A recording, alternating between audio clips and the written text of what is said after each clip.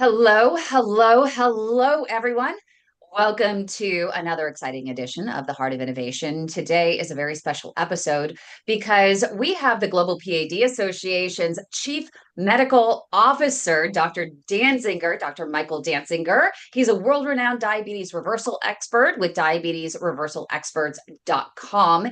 And we are going to be talking about sperm and what it may tell you about your cardiovascular and overall health. And that's why I may, on this discussion, take a little bit of a step back and be more of a fly on the wall, and let my co host, Dr. John Phillips, really take the reins on this one. Dr. Phillips, this is really in your wheelhouse. You also have stake in a business that deals a lot with this type of issue with game day. Yeah, that's correct. I am owner of one of the clinics and our medical director, and we help men for the most part with a number of issues regarding their health, one of which is erectile dysfunction, as well as low testosterone and vitamins, peptides, things of that nature. But when you propositioned me for this topic, I thought, oh, this is interesting. I'm curious. I'm curious what this particular bodily fluid can tell us about chronic health issues. So Dr. Danzig and I are going to have I think, a very entertaining and hopefully educational discussion regarding this.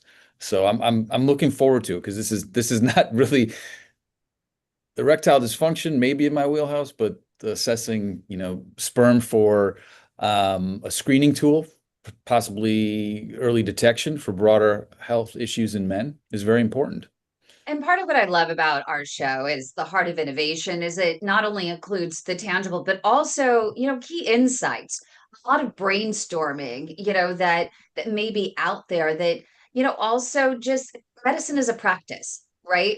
It's constantly evolving. You're always constantly learning. And so having discussions like this, I think are really important and to help move medicine forward because there is no holy grail overall when it comes to our overall health and particularly cardiovascular health.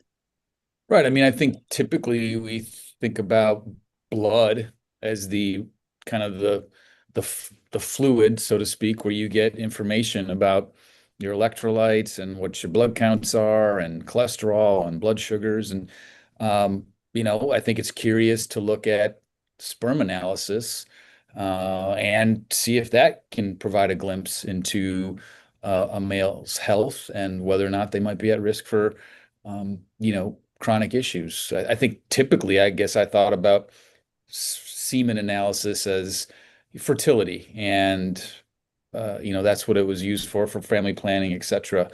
But obviously, it's more than that, and I'm really excited to hear how Michael got interested in this topic and his exploration of it and what it can tell us. And before we get started with the conversation, as always, our moment of inspiration. So this is a real quick one because I was looking for a quote regarding discovering new frontiers, and I found this one from Winston Churchill, and he's quoted as saying, "To improve is to change, to be perfect is to change often." And to your earlier point, we are constantly looking for new ways of treating medical ailments and early detection. And I thought that was kind of apropos to this conversation. So, and I always like Winston Churchill. I do too. And Dr. Danziger, I can see you smiling. It definitely leads me to think, what led you on this journey to this new frontier using sperm as a marker for cardiovascular and overall health? Yeah, thank you for the opportunity to have this conversation. I'm very excited for what's gonna our conversation. This conversation we're about to have is like no other. I don't believe you could find a similar conversation anywhere on the internet or in academia. What we're talking about today, I think, is entirely cutting edge, but it's all evidence-based science. And so what we're doing here is, I think, important. I think it's meaningful. I think it'll be much more common in years down the road to think about using sperm and the ability to create healthy sperm as a marker of cardiovascular and metabolic health. So it goes back. I've spent 10 years in the laboratory business, as you know, Kim. So I was a medical director for a blood testing company, and we spent a lot of time thinking about how can we identify important markers in the blood of metabolic health, and how can we make that meaningful for clinicians and patients.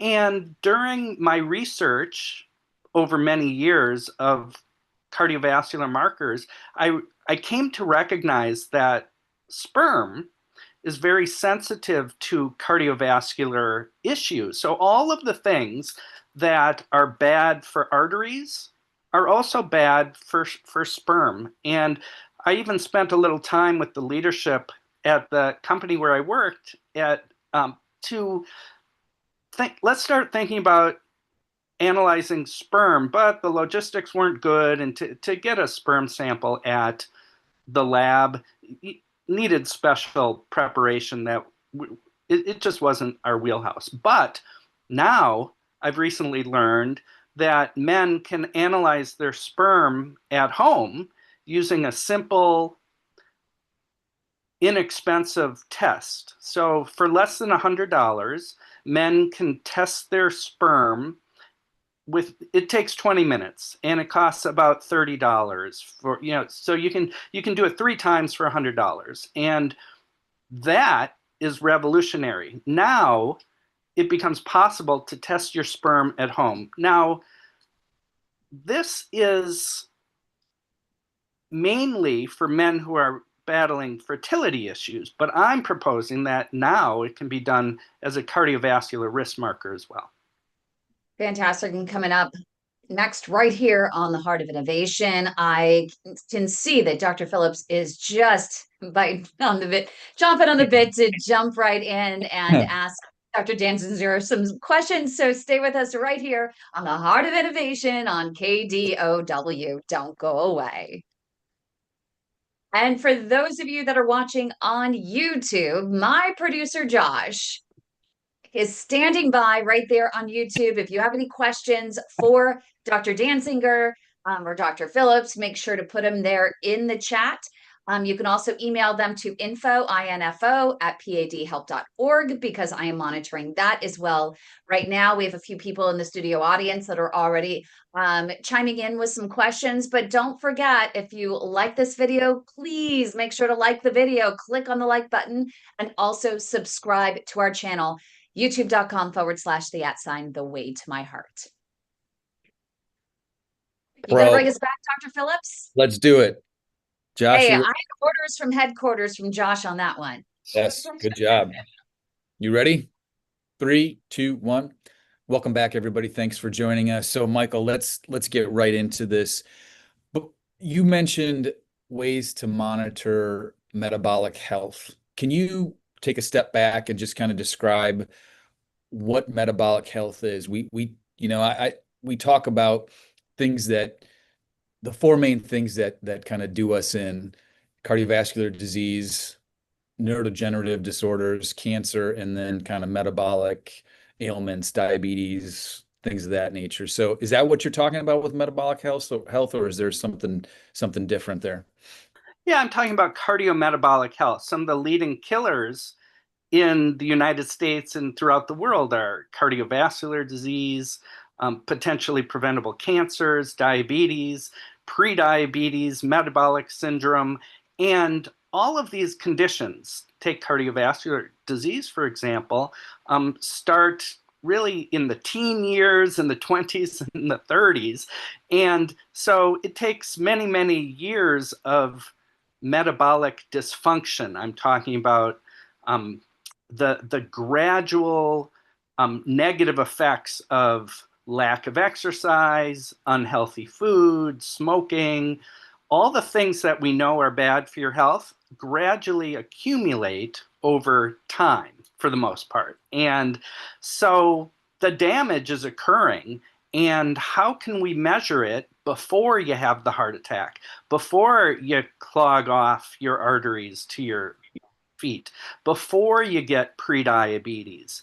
And so that's what I'm talking about, metabolic health. All the low grade toxins in our environment, all the crappy food that we're eating is gradually interfering with our organ function. And how can we see it and turn it around before it's severe? And so that's what I'm proposing, that young men, middle-aged men, older men can actually measure not only the extent of their metabolic risk using their sperm, but improvements in their metabolic risk 3 months later by measuring their sperm again after making lifestyle changes.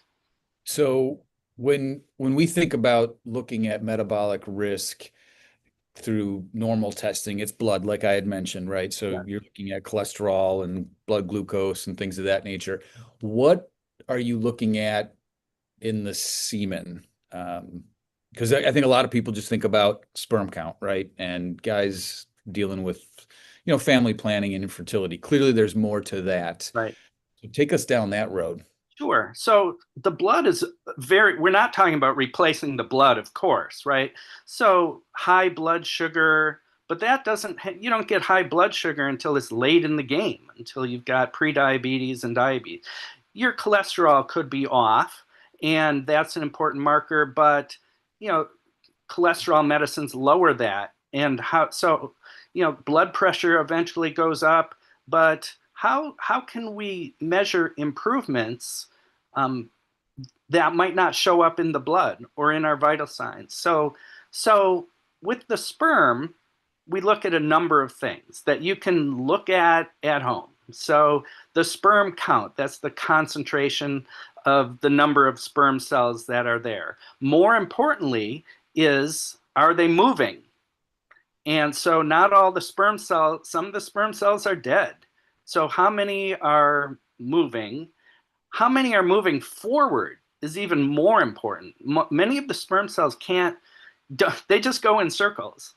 So the healthy sperm goes forward. So that's progressive motility. And so what percentage of the cells, of the sperm cells, are moving forward? Progressive motility. So those are some of the key markers that are very sensitive to lifestyle. And so unhealthy food is really bad for your progressive motility. And so mitochondrial function, the sperm can't move forward unless you've got good, healthy mitochondria, the powerhouse of the cell. Well, that's what makes the tail of the sperm move properly. Or what if your DNA is getting fragmented and then, the sperm doesn't work well? What if you have oxidative damage in your arteries and in your system? All these things interfere with sperm motility, which is very sensitive to all of the things that are bad for arteries. Interesting. Well, more with Dr. Dansinger coming up in just a moment, right here on the Heart of Innovation on KDOW. Don't go away. All right. Yeah, you So went through that. It was just the funny thing was that I like the comparison to just wondering how credible those tests are. And it sounds like, I mean, the tests themselves, I don't know if those home tests are credible, but it's, I like your points are actually pretty well taken, that it'd be interesting just to explore that a little bit further. But the patient on Facebook is saying, because some doctors say that, home food allergy tests, are not credible, but yet you have pregnancy tests that can be credible. But there's always a, what do you call it? A fail, percentage on all that stuff. yeah, I But think anyway. it would be interesting in the next segment just to kind of talk about how a gentleman would go about doing this if they were Sure. so inclined, and how we, you Yeah. know, what you can do, because that's pretty interesting. Obviously, if the guys aren't swimming in the right direction, they're not. Yeah, let's talk about that. Mhm. I think that's great. How does it work? Yeah. Okay. Ready? Three, two, one. Hello, hello. We're back with Dr. Dansinger. So, Michael, let's talk about let's say someone listening is so inclined to have their sperm tested at home. What do we go on Amazon and find a test and get a sample? How does this work? Yeah, great. Yes, you go to Amazon and you I'm buy. joking, but okay, Yeah, cool. no, but that's how you do it. Wow. So that is the way to do it. You either go to Amazon or you go to the website of the company that I'm recommending, which is called Yo, Y-O. Now, Okay. the people at Yo do not know who I am. I have no affiliation with this company. I'm just recommending it because I think it's really cool. So, yes, you can go to Amazon. In fact, I'm going to share my screen here. I hope. Yeah, that would be interesting. Douglas, he's the head of our PAD Warrior Task Force. He says he's going to the doctor on Wednesday. Is this a test that he should ask about? Because he's still having issues all the time. With his tachycardia and AFib. He's trying to eat the best he can. He's talked about I the would cholesterol and things like that. But you as know, as Michael pulls up the screen, I will, Yeah. provide my 2 cents. I think that this is new enough and probably not known to many physicians, let alone the yeah, lay they people. might go, huh? You might get a curious look from your doc, I would say. You're, yeah, you're not going to be able to get. No, this is something you do at home, and It's a I'm not going to be progressive able to. I'm conversation. not going to be able to show the screen, unfortunately. But yes, you go to Amazon or you go to download the app onto your phone from Yo Sperm Test, and what you do is it you buy it for $100 and it gives you three materials for three specimens. So it gives an instruction booklet, and first you take the analyzer, and it's a tiny microscope. It doesn't look like a microscope, but it yes, that's right. And so this little microscope that yes, so you like you yes, so you put You can that literally, actually, you can you'll be able to literally see watch your sperm. Oh you'll my be able goodness. to see Oh the boy. sperm. And Okay. it's FDA approved. It's Oh, it is. 97% correlated with lab-based sperm tests. And so, yeah, you can see the sperm clearly. And it has an algorithm that analyzes, it can just detect motion, and I assume it uses some kind of, artificial intelligence to measure forward motility, but I think it's for real. And so it gives you, five parameters. So you provide a sperm sample by ejaculating into the little cup, and then you add, a little bit of a chemical that they provide into the cup. You let it sit for 10 minutes, and then they give you a little pipette so that you can sort of inject just a little bit of specimen into a slide. And it's pretty nifty how that works, and is really well designed. And then you slip the slide into the reader, and then within 5 minutes it shows you a little video of your sperm, and it gives you a count for the concentration of sperm and the percent that have motility and the percent that have forward motility and the concentration of progressive sperm. It even gives you a sort of a score, and then you can compare that 3 months later after you've taken steps to try to improve that by losing weight, eating better, exercising more. If you smoke, you want to quit that. Michael, All the things we talk about. do you know if, so let's just take on progressive motility, for example. Yes. Um, let's so number one, what is the value you're looking for? And then number two, let's say I'm half that value. What would I do? Like what I would imagine the patient would want to change like one thing to maybe get it higher. How do you work through, how would you Yeah, counsel someone through great that? question. Okay, so progressive motility. Let's say you're a 20-year-old and you would expect a normal 20-year-old to have about maybe 60% progressive motility. That would be pretty good. And then if you checked a 70-year-old, you'd have about half that. Let's call it 30%. All right, so it goes down with age, not surprising. So um, then how much can it improve as a result of making lifestyle changes? So you can see around a 30 or 40% improvement in your score. So that's sensitive to lifestyle changes. So if you were not eating well, if you were had weight to lose, if you weren't exercising, and then you started eating right, vegetables and protein, and we can talk about how to eat, and then start exercising and lose, 20 pounds, you can see about a 40% improvement in your progressive motility. So I'm not talking about from 10% to 40%. I'm talking about, going, I'm going, let's say 20% up to, 25% or something like that. Still a meaningful improvement. It's interesting because I'm online. I'm looking at a national website where people publish their literature, and there is a study, the impact of selected modifiable lifestyle factors on male fertility in the modern world.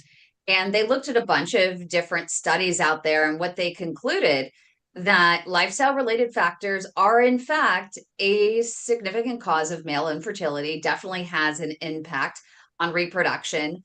They've shown, it says that studies have shown that sperm quality is essentially determined by, check this out, obesity, nicotine addiction, heavy exposure to electromagnetic compatibility, radiation emitting devices, and of course, alcohol consumption, but also included weight loss, and smoking cessation or limitation of unhealthy, so weight loss and cessation or limitation of unhealthy lifestyle related factors, including diet, might represent the best course of action for any couple trying to actually achieve pregnancy. So I would imagine it's really the same. So it's just about the lifestyle modifications. They affect everything.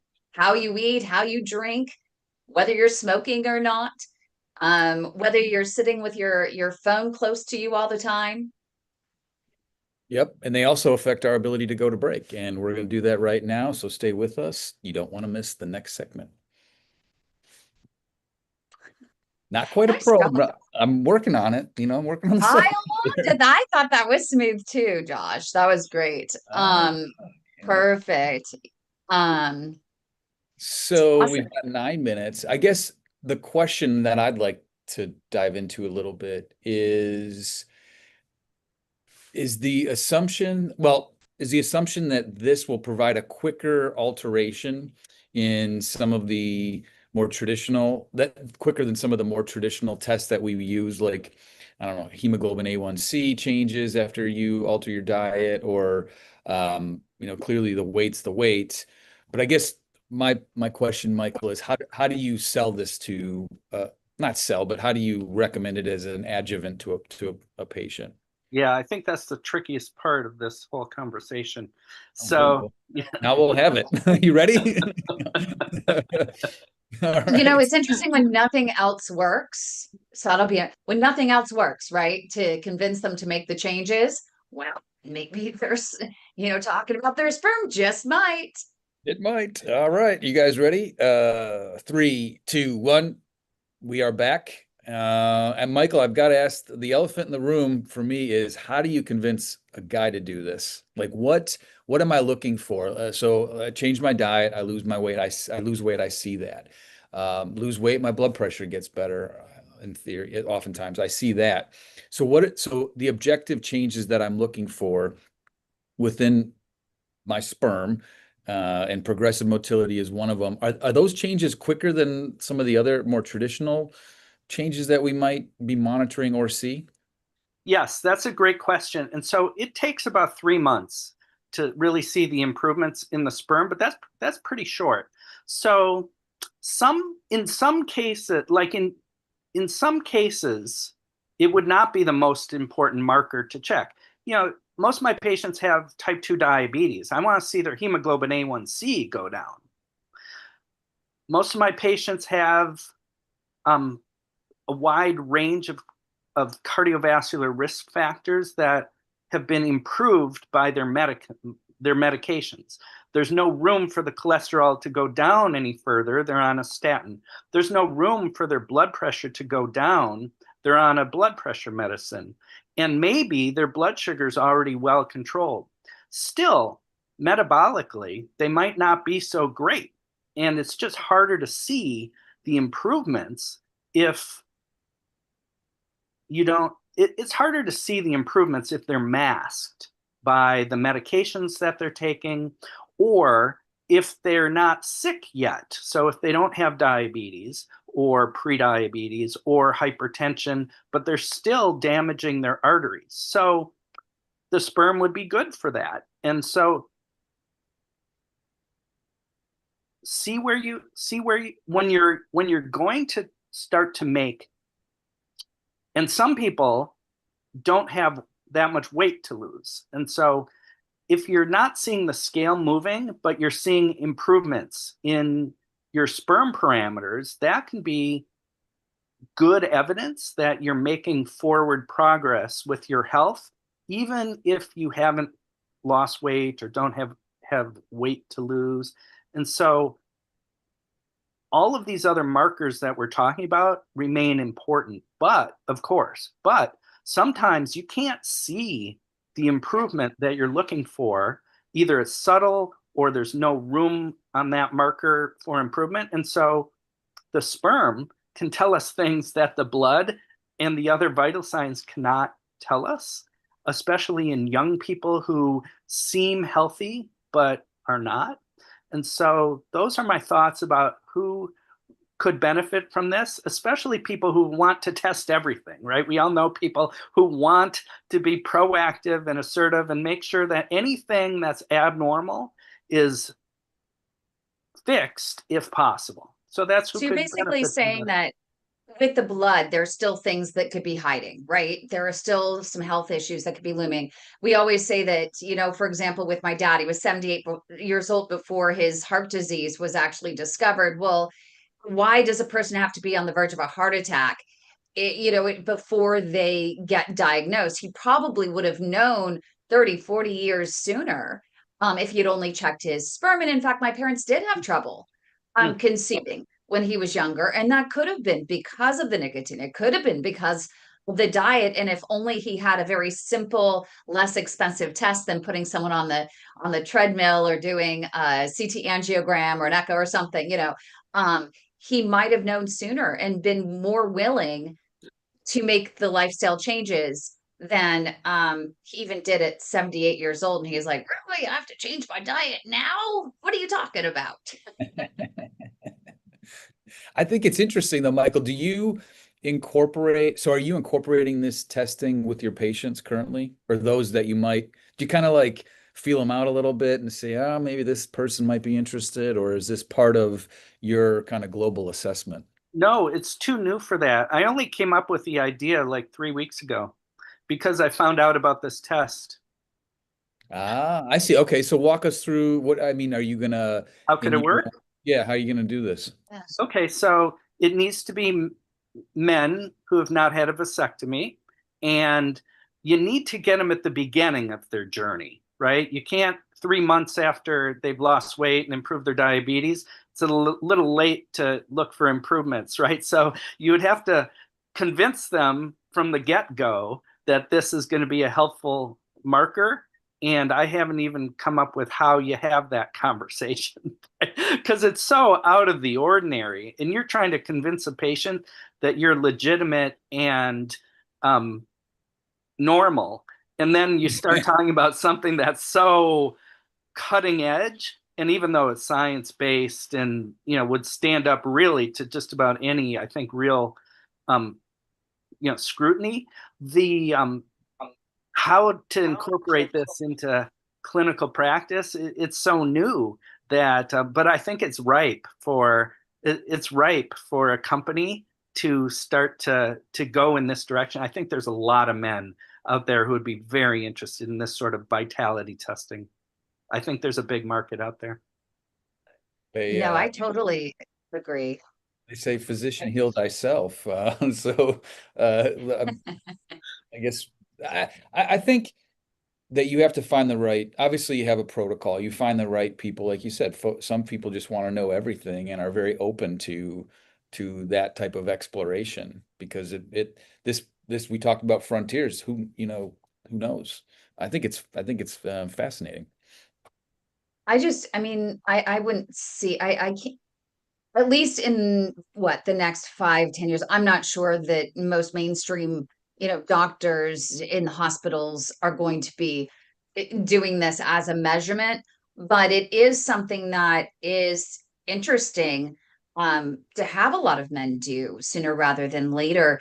And I think they'll be receptive to it. I think the men would be receptive to it because they want their sperm to be healthy, right? I don't know if there's any correlation between sperm health and testosterone.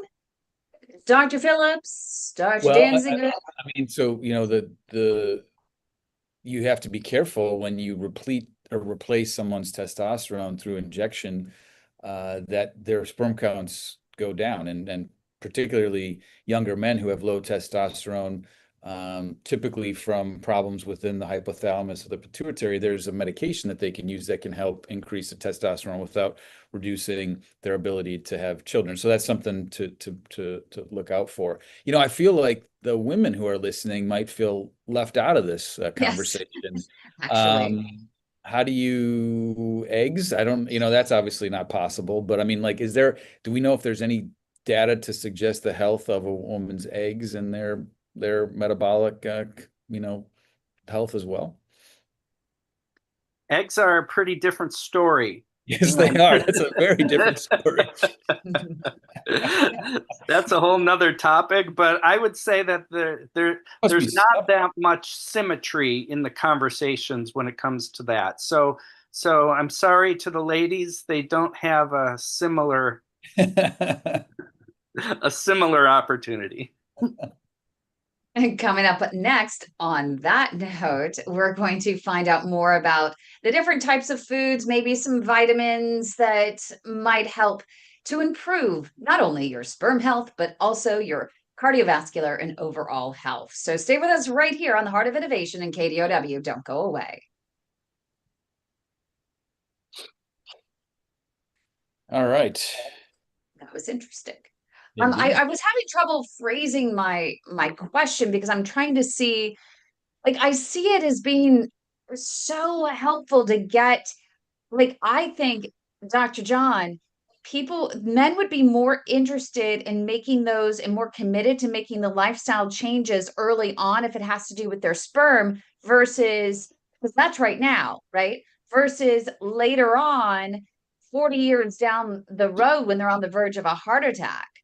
Well, They would, if they could make those now for the sperm, like they don't care about their heart attack at 78 years old. They care about their sperm now.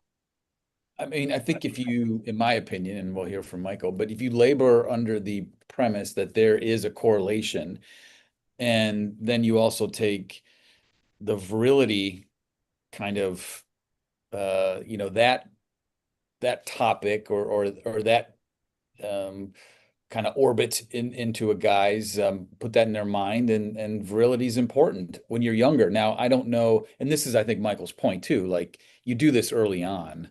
And I'm not sure there's a ton of benefit in the 70-year-old doing it, but certainly a 20, 30, 40, whatever.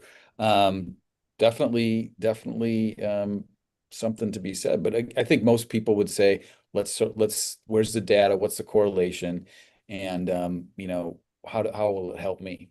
That's Yeah, I mean, there's definitely the data out there that shows that lifestyle modifications, lifestyle issues do affect sperm, but making that, and I mean, you can make the deduction, but they do want a stronger correlation, right, between the two, sperm and artery health, in particular, before making any sort of vast changes in policy and guidelines. Um, did you see Mike's question? I don't know anything. He said medicine or aspirin, can it make your semen actually change color? Not to my knowledge. not to my knowledge. So we have 4 minutes left. You want to tackle some foods, Kimberly, Yeah, or that's what Douglas was asking about foods. Do you think that is there anything proven in terms of foods to help, or is there anything that we're missing in the conversation, Dr. Dansinger, that you want to make sure we address in this last? We have 4 minutes, literally. And I can let you guys take the show so you have a full 4 minutes and John will close. sure. Right. Ready? Three, two, Are we? one. Oh, No, I just wanted to make sure, Dr. yeah, Danziger, is there yeah, anything? I No, just want to make sure if we need to hit anything. Okay. So no, we I could don't. talk about there are key foods, interesting enough. Okay. all right. Okay. 3, 2, 1.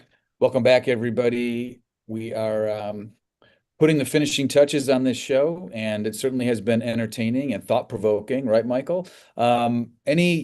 Any last thoughts? We had talked, someone in the chat had asked about particular foods that might be more beneficial than others to maybe your progressive motility.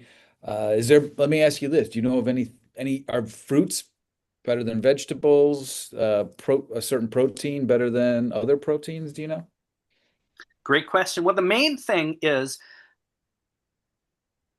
you want an overall healthy eating strategy. And so it's most important to avoid unhealthy foods that are highly processed. So that's the most important is, get rid of all the stuff that's obviously that a kindergartner would know is unhealthy. But what do you eat if you're not eating cheeseburgers and French fries and pizza and stuff? So a wide range of fruits and vegetables and healthy proteins is the most important. And so seafood is especially helpful because it has zinc. And so if you've ever heard that oysters are good, then they have the most zinc, and mussels and lobster and crab. All those are good. And zinc is the most important mineral for sperm production. In foods with magnesium, especially greens, are good. But really, what you're going for is a wide range of fruits and vegetables. So, no, I'm not going to say vegetables or fruits, one or the other, or healthy proteins. You want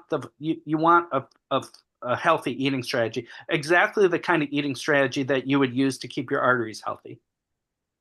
And if someone's struggling with infertility, I mean, obviously, is that a recommended path to help with fertility, eating better?